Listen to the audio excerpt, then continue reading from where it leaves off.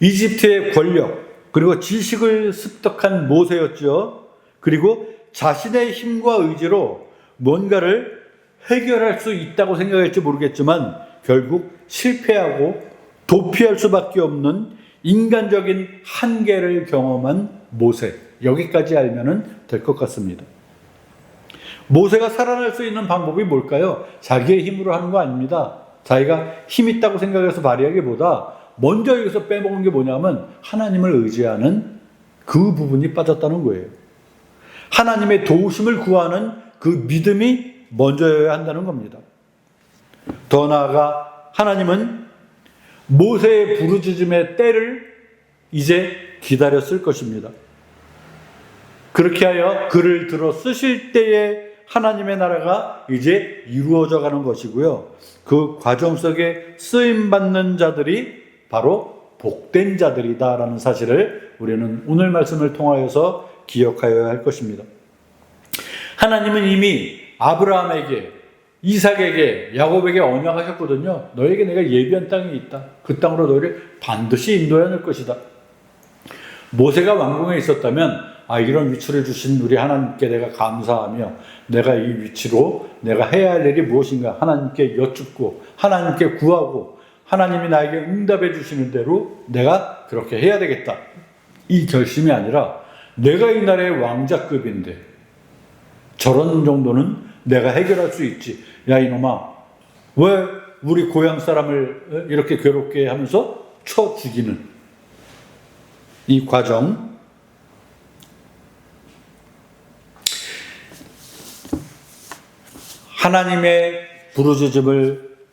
하나님께 부르짖음을 기다리시는 우리 하나님. 먼저 부르짖게 하시고 그 다음에 하나님께서 일하시는 순서. 우리 신앙생활하는 가운데 기도해야 됩니다. 예배드려야 됩니다. 우리 그러잖아요. 말로만. 여러분 과연 기도를 얼마나 하고 다니십니까? 일주일 가운데 기도하는 시간은 얼마나 되실까요? 따로 기도하는 시간은 있으실까요? 아니면 매 틈날 때마다 하나님께 여쭙고 하나님이 나에게 인도하신 대로 내가 살아갑니다라고 자신하며 살아갈 수 있는 분은 우리 가운데 몇 분이나 되실까요? 그저 우리가 기도하지도 않았는데 하나님께서 일하신다면 그렇다면 어떻게 될까요? 우리가 기도 안 해도 하나님 일하실 수 있거든요. 그런데 우리의 마음 가운데 어떠한 생각이 드냐면은 어떤 일이 우연히 이루어졌어. 이거 우연히 된 거다. 재수 좋아서 된 거다. 하다 보니까 된 거다. 누군가 이렇게 해놓았으니까 된 거다. 그냥 그렇게 생각하고 말아요. 그렇지만 기도하는 사람들 가운데 일이 이루어진 걸 보면 하나님이 하셨구나. 분명히 아는 거예요. 하나님의 섭리하심 가운데 하나님이 지도하심에 하나님이 손수 일하심으로 이러한 일들이 이루어졌구나. 그렇게 깨닫게 되는 이유가 우리가 기도하는 이유 중에 하나라는 겁니다. 과거에 제가 목동에 있는 어떤 교회에서 부목사로 생활을 할 때에 근 3년을 하루도 빼놓지 않고 새벽 기도를 한 적이 있어요. 왜냐하면 그 교회는 새벽 기도로 부흥한 교회였어요. 그래서 담임 목사님이 주일까지도 새벽 기도를 하는 분이었어요. 그러니까 부목사인 내가 빠질 수가 없는 거예요. 좋든 싫든 빠지지 않고 가서 미리 앰프도 켜놓고 마지막에 뒷정리도 해놓고 그러고 나와야 되거든요. 그래서 3년을 휴가 때 빼고 빠진 적 없이 새벽 기도를 나간 적이 있어요. 그래서 저는 새벽 기도에 대한 원리를 조금 아는데 무슨 원리를 말씀드리자면 평소에 안 나오던 분이 새벽 기도에 나올 때가 있어요. 그런 분을 딱 만나면 반갑잖아요. 주일 낮 예배만 보던 분이 새벽에 나온 거예요. 그러면 그분들의 공통점이 있어요. 뭔지 아세요? 반드시 무슨 일이 생긴 거야. 그분이 새벽에 기도하러 나오는 겁니다. 여러분 그렇지 않아요? 무슨 일이 생기면 기도하게 되는 것. 우리 인간적인 원초적인 본능이거든요. 이거 내 힘으로 안 되겠구나 깨달을 때 이제 이거 기도해야 되네 하고 기도를 하는 건데 정말 지혜롭게 신앙생활하는 사람은 그러한 일이 있기 이전에 미리 기도하는 거거든요. 신앙의 단수가 아닐까 그렇게 생각을 해봅니다. 자, 보십시다. 오늘 구절을 보니까 출애굽기 2장을 봅니다. 출애굽기 2장 오늘 본문 말씀 23절 여러 해 후에 애굽 왕은 죽었고 이스라엘 자손은 여전히 고된 노동으로 말미암아 탄식하여 부르짖는다. 매일매일 하루가 힘든 거예요. 내 일을 하는 게 아니라 애굽 사람들에게 불임을 당하는 거예요. 그 노예의 생활을 하는 겁니다. 그 노동으로 말미암아 쉬는 시간도 제대로 없고 나의 사생활도 없고 그냥 괴로워서 여기에 대해서 탄식하며 부르짖는 그들. 그 고된 노동으로 말미암아 부르짖는 소리가 어떻게 되었다? 드디어는 하나님께 상달되었다. 그들이 하나님께 간절히 구하는 겁니다. 그 기도가 하나님 전에 상달된 거예요. 24절 보니까 하나님이 그들의 고통 소리를 들으시고 이제 그 예전에 아브라함과 이삭과 야곱에게 세운 그의 언약을 드디어는 기억해내시고 이제 행하시는 그 단계로 오는 겁니다.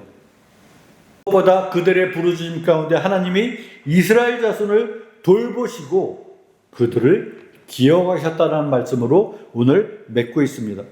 이 부분을 저는 읽으면은 꼭 생각나는 사람들이 있어요. 누구냐 하면 북한 사람들이에요. 예수 믿는 북한 주민들. 그들은 지금 밤낮 이렇게 부르짖는 거예요. 그죠? 이스라엘의 그 노예 생활과 지금 북한의 예수 믿는 사람들의 생활하고 별반 차이 없을 것 같아요. 자유 없어요. 노예예요, 그냥. 하라는 대로 해야 되고요. 하기 싫은 거 해야 되고요. 하고 싶은 거 못하는 매일매일이 힘든 생활, 고통되는 생활. 그들이 해야 할, 그들이 할 수 있는 일 뭘까요? 하나님 제발 좀 도와주세요. 하나님 제발 좀 살려주세요.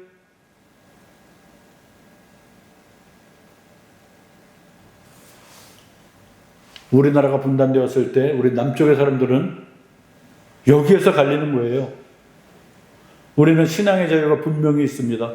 언제든지 기도할 수 있고 언제든지 예배 드릴 수 있고 마음껏 전도할 수 있는 이 환경 가운데 살게 하신 우리 하나님께 감사하시는 우리 모두가 되시길 바라겠습니다. 더불어 북한 주민을 위해서 우리가 반드시 같이 기도해 드려야 됩니다. 도대체 그들은 언제 마음 놓고 신앙생활 할 수 있습니까?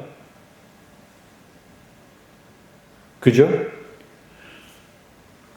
과거 6.25 전쟁 때 북에서 남으로 내려왔던 대표적인 교회가 을지로에 있는 영락교회죠. 한경직 목사님을 중심으로 해서 내려온 그분들. 그리고 또 제주도의 몇 교회, 부산 영락교회 등등 남쪽으로 내려온 그 교회들.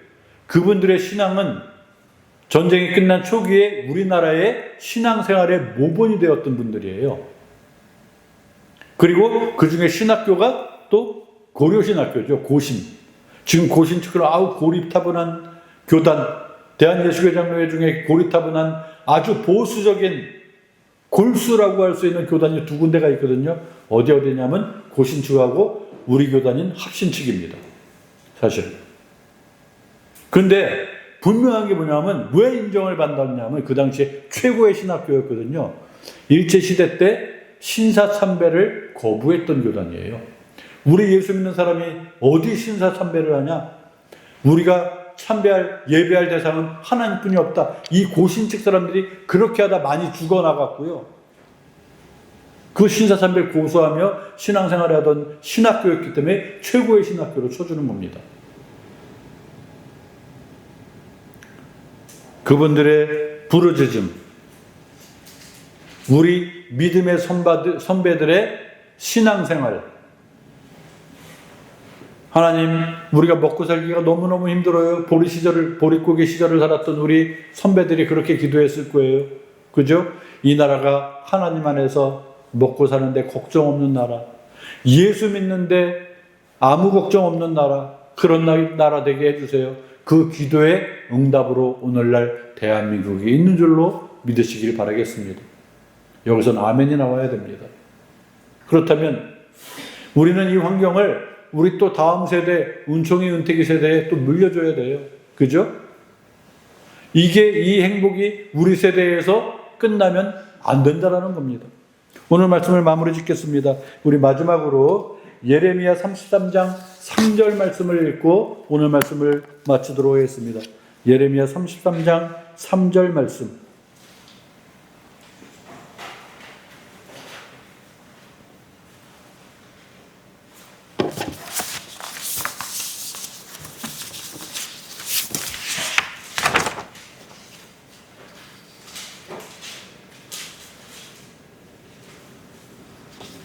주보 제6번입니다. 예레미야서 33장 3절 다 같이 읽고 적겠습니다. 너는 시작. 너는 내게 부르짖으라. 내가 내게 응답하겠고 내가 알지 못하고 크고 비밀한 일을 내게 보이리라.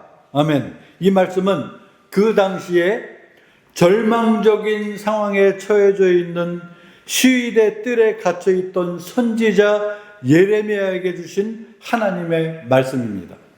처음에 부르짖으라. 어려운 상황 속에서 전심으로 하나님께 의지하고 간절히 기도할 것을 촉구하는 부분으로 시작되고요.